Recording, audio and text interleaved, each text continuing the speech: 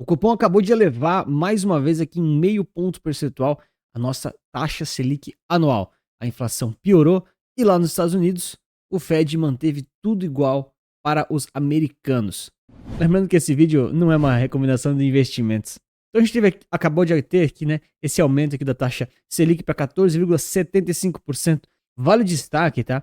Esse aqui é o número mais alto que a gente tem aqui desde 2006, basicamente ali julho, tá? Então aqui a gente já tá beirando aqui os 19, quase 20 anos de alta da taxa Selic, né, nos patamares mais altos desses tempo todo, né? Então a gente ultrapassou mesmo a crise da Dilma ali de 2016, tá certo? Isso aqui é bem importante porque sinaliza para nós várias questões.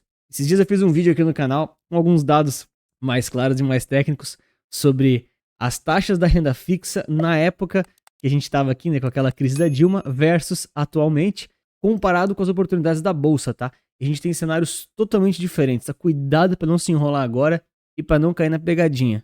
Ó, já comenta pra mim, você acha que o Brasil tá finalmente aqui no final do ciclo da alta de juros ou ainda vai subir mais um pouquinho? Então, olhando aqui um pouquinho da ata do Copom que acabou de sair, eles elevaram aqui a taxa básica de juros em meio ponto percentual, chegando aqui nos 14,75%. Olha, é juros, hein? Cara, isso aqui freia a economia e entende que essa decisão aqui é compatível com a estratégia de convergência da inflação, né? Se tá caro, você não compra. Detalhes importantes aqui, tá? O que eles sinalizam? Para a próxima reunião, o cenário de elevada incerteza, aliado ao estágio avançado do ciclo de ajuste e seus impactos acumulados, ainda por serem observados, demandam cautela adicional na atuação da política monetária, tá? Então, o que eles estão sinalizando aqui? Talvez pela primeira vez em muitos e muitos meses, né? Que na próxima reunião eles não estão dando uma sinalização clara de que vai ter aumento, vai ter estabilidade, vai ter quedas. Eles não sabem ainda o que vai acontecer. Isso aqui é bem importante porque a decisão de hoje, que apontou esse aumento aqui em meio ponto percentual, já era de certa forma esperada pelo mercado. Podia ser 0,25, podia ser meio, podia ser 1, mas o mercado já estava esperando mais ou menos isso, tá? Por quê? Porque sempre na ata eles avisam que eles estão olhando assim para a próxima reunião. E dessa vez eles estão dizendo que não sabem ainda. Ou seja, agora sim nós temos então um pouquinho de dúvidas no cenário aqui, pelo menos com base aqui no Copom, tá? Eu acho difícil na próxima reunião eles já cortarem juros. Geralmente a curva de juros, né? Como a gente vê mesmo aqui em diversas outras ocasiões, é difícil ela ter uma alta dessa e já cair, tá? Não é muito comum. Muito comum ela ficar algumas reuniões ali, algumas reuniões do Copom, né? Paradinha antes de começar a cair, né? Então, claro, pode ser que eles cortem, mas agora é muito mais provável que ela pelo menos fique parada ali algumas sessões, tá? E por que é tão importante olhar para a ata do Copom, para a decisão da Selic e assim por diante? Porque isso aqui tudo afeta as expectativas do mercado e as expectativas do mercado vão afetar os ativos e seus investimentos, tá? Não que você precisa operar efetivamente as decisões do Copom, mas é muito importante para você estar com as expectativas alinhadas. Aqui no Brasil, nós temos aqui uma movimentação muito relevante do último mês. Então aqui, essa aqui é a curva de juros, a gente tem o atual, que é o azul, e o mais laranjinha, vermelho aqui, que é o de um mês atrás, tá? E olha o que aconteceu. Nós temos em diversos vértices da curva de juros a expectativa do mercado, olha só, caindo.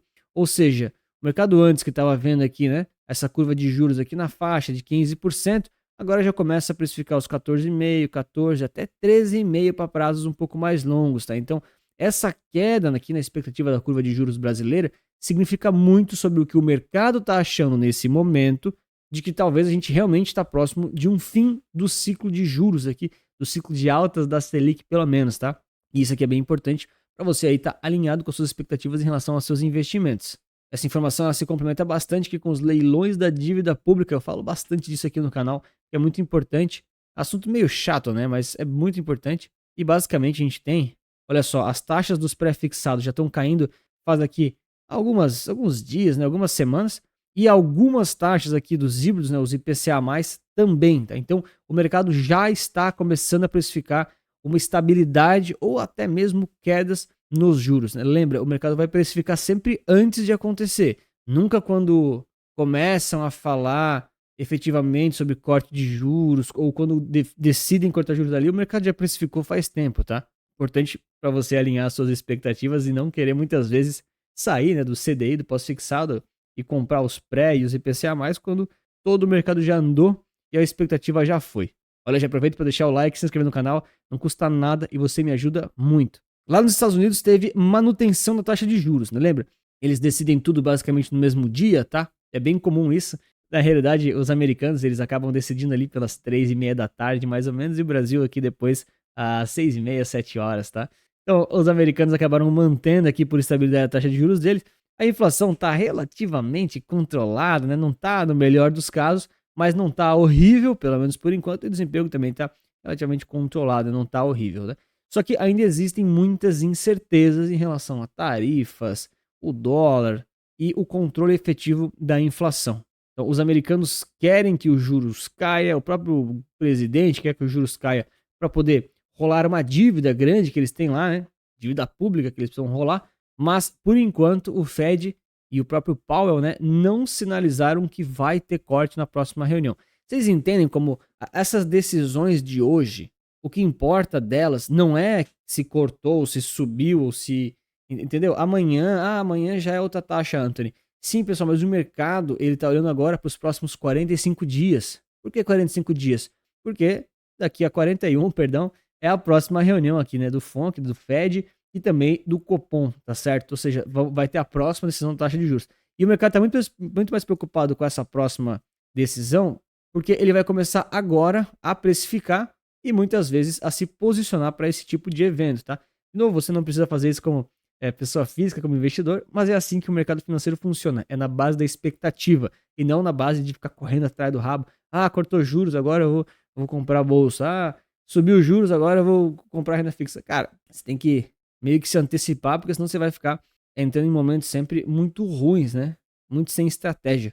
E aqui para as próximas reuniões, em relação aqui ao Fed, principalmente, que é muito mais importante do que o Copom, no final das contas, que para nós, acredite se quiser, o mercado aqui está precificando, olha só, 1, 2, 3 cortes de juros esse ano lá para a economia americana. Talvez 4 aqui, né? Isso aqui oscila bastante. Tem que tomar um certo cuidado para não levar isso aqui como verdade absoluta, tá?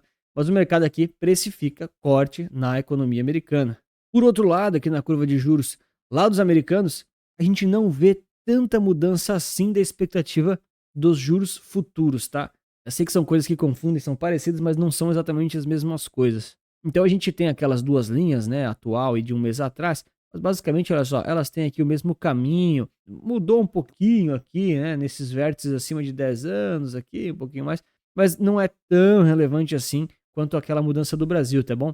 Então o mercado aqui, ele aparentemente não está com uma expectativa muito diferente, ele está com a expectativa relativamente mantida, mas ele pode mudar isso aqui na questão de um dia, de uma semana, tá? Então é importante a gente ir acompanhando na continuidade. E novamente, se acompanha para ter as expectativas alinhadas.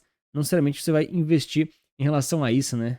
A nossa carteira de investimentos, ela tem que contemplar essas mudanças de juros, mudanças de mercado, muitas vezes crises, eleições, e ainda assim você conseguir navegar através dos mercados de forma inteligente e segura. Se você quiser conhecer um pouco das soluções que Resulta Capital oferece para os clientes com as carteiras recomendadas tanto para crescimento de patrimônio quanto para renda passiva, tem um link aqui embaixo na descrição que a gente te entrega pronto, diversificado, uma solução que vai te atender para você não ficar aí correndo atrás do rabo, né, com as pontas soltas aí que a gente fala no mercado, né? E investindo aí de forma ruim ou prejudicial para você. Quando a gente passa para olhar um pouquinho de como os mercados reagiram a essa mudança, né? Manutenção, na realidade, da taxa de juros americana e aqui no Brasil, enfim, o mercado agora está fechado, tá? Mas lá nos Estados Unidos teve bastante estabilidade. Então, o que o mercado entendeu pela decisão do Powell hoje, né? Olha, não mudou nada, ok, está mantido, ainda existem muitas incertezas, tarifas, talvez agora a gente tenha uma nova guerra, né? Essa semana, uma nova guerra entrando no radar, tem a questão da China, tem questões inflacionárias.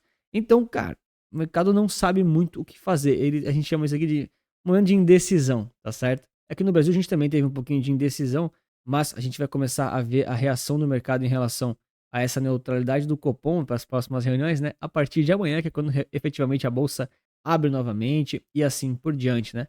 E eu reforço para vocês, tá, pessoal? Cuidado com os topos históricos do Ibovespa, porque muita gente vai falar que na época que a gente teve essa taxa de juros da Dilma, né, ali de 14,5%, 14,75% da Selic, as pessoas que compraram muitas vezes renda fixa deixaram na mão uma alta de 60%, da bolsa, né, do Ibov e assim por diante, tá? Mas não quer dizer que se você comprar Ibov agora, só porque tem essas mesmas taxas de juros, não quer dizer que você vai conseguir essa alta toda. Então, muito cuidado com as narrativas, porque são situações diferentes.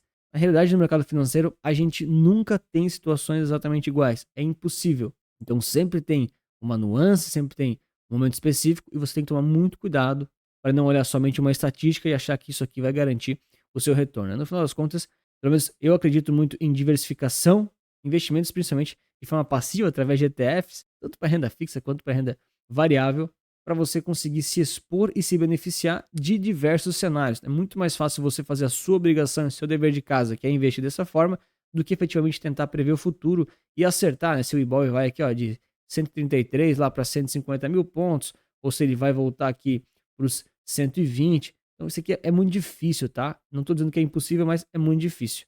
Se você quiser conhecer um pouco mais sobre essa estatística, esse estudo e esses dados, eu vou te explicar nesse vídeo aqui. Novamente, comente para mim se você acha que o ciclo de juros do Brasil está acabando. Lá nos Estados Unidos também, se vão começar a ter cortes. E qual que é a sua expectativa geral para esse mercado. Um grande abraço, muito obrigado pela sua inscrição, seu like. E lembre-se que investir certo resulta capital.